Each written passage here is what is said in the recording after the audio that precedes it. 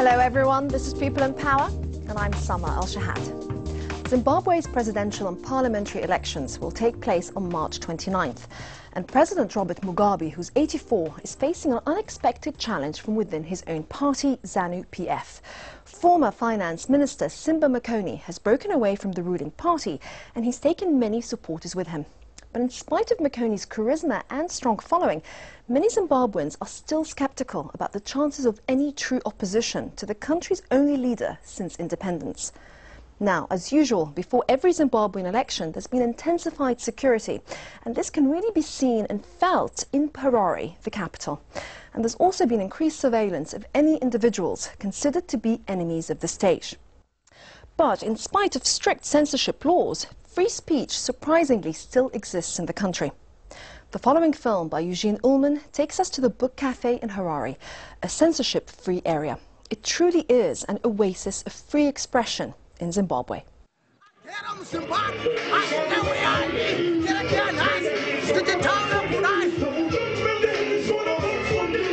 want to see everything? Everything? Okay, let me show you everything.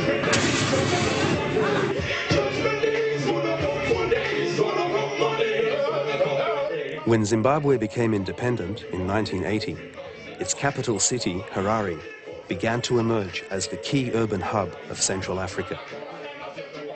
A financial and cultural centre, it had a stock exchange, a film industry, theatres, galleries and restaurants, and a busy calendar of events, like the film, arts and jazz festivals and the Book Café.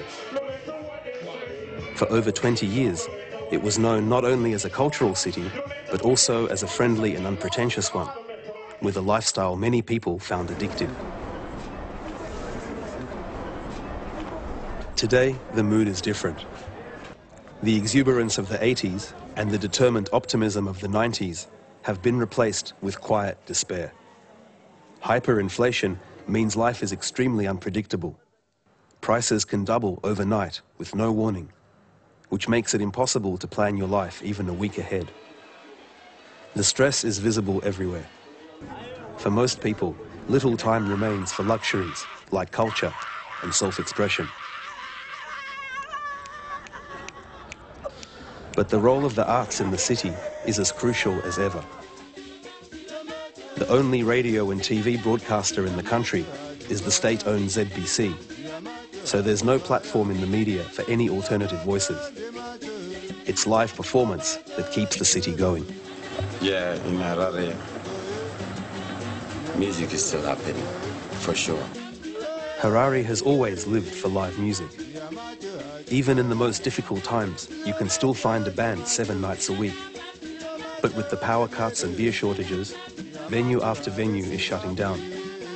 Those that survive offer only escapist light entertainment. You know, before, artists, musicians, they were the ones with the voice for the people.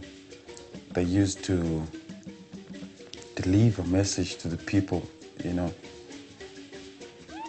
And they would also like say what the people, you know, are saying in their day-to-day lives. But then the thing just finished in a way because like the attempt is hard, you know, when you can't say what you want to say directly. Not everyone can be that creative. The issue of freedom in Zimbabwe is often confusing, especially for an outsider. Television and radio present the government's perspective, but there are private newspapers which openly and explicitly criticize the leadership. Political discussion and debate can often be free and open, but there's an intense paranoia when it comes to cameras, photography or video. It's almost impossible to film any images without being approached and questioned by plainclothes officers. Even these holiday decorations at the upmarket Borodale shopping centre. On this occasion, they returned the tapes. These are the images they're trying to prevent. Daily life in Harare, in this case filmed from a moving car.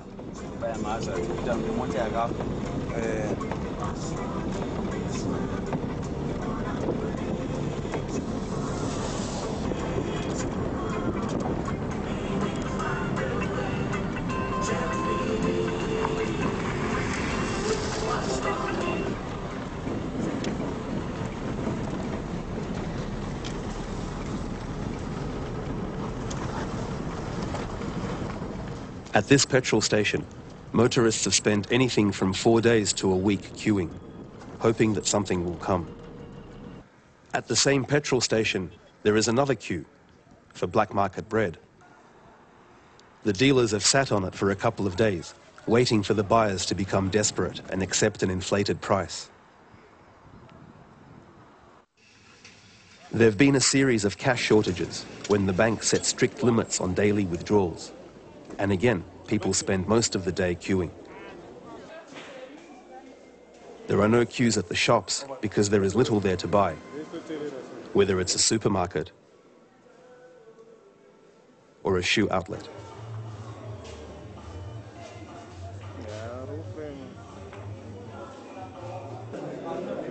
When the Zimbabwean government tried to enforce a price freeze in 2007, many businesses were faced with the choice of either selling their goods below cost or shutting down.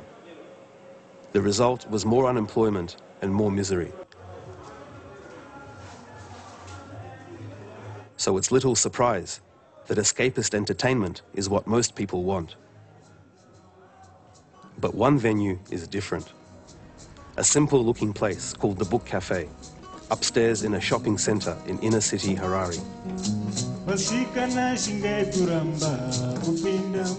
Since it opened a decade ago, the Book Café has developed into the epicentre of Harare's alternative culture.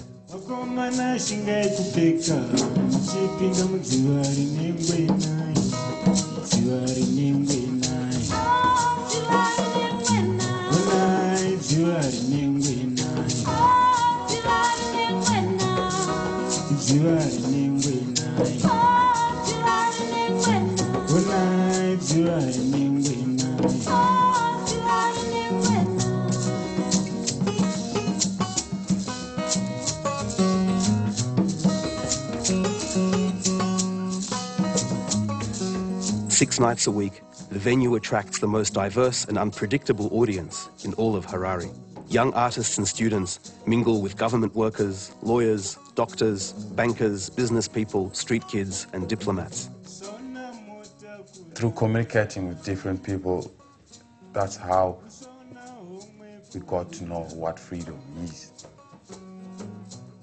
The events might involve music, poetry, theatre, comedy, discussions, or competitions, but they have one thing in common. At the Book Café, there is strictly no censorship. To the fella who stepped up to me after round one and said, well, he tried to persuade me to exercise some self-censorship. This one is for you. Go get him, boy!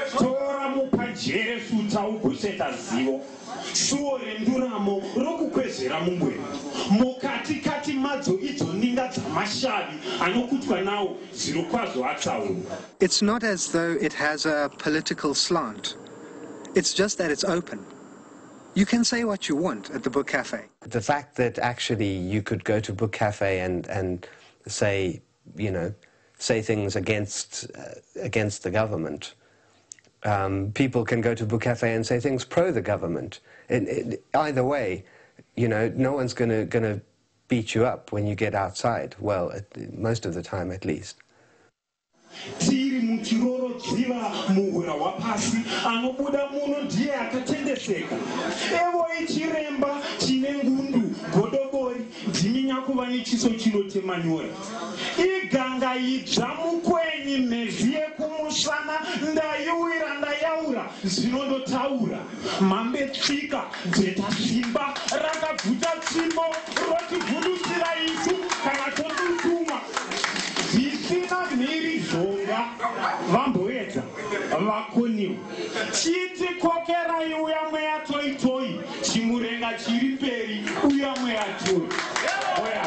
The atmosphere of freedom and irreverence at the Book Café is not limited to the performers.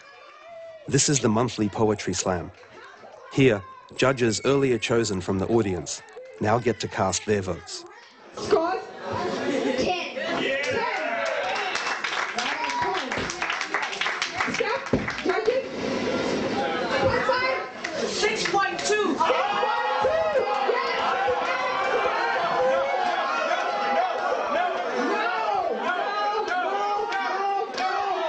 When the judges come up with scores, we'll joke that no, we can change the election results. We're allowed to change the results. We can rig. We are sovereign. We have sovereignty.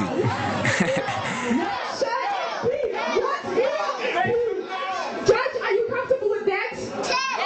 What do you want to give? Do you want to punch?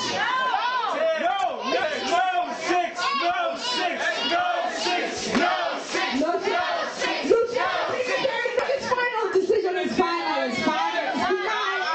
Thank you very much. Next up is the poetic angel.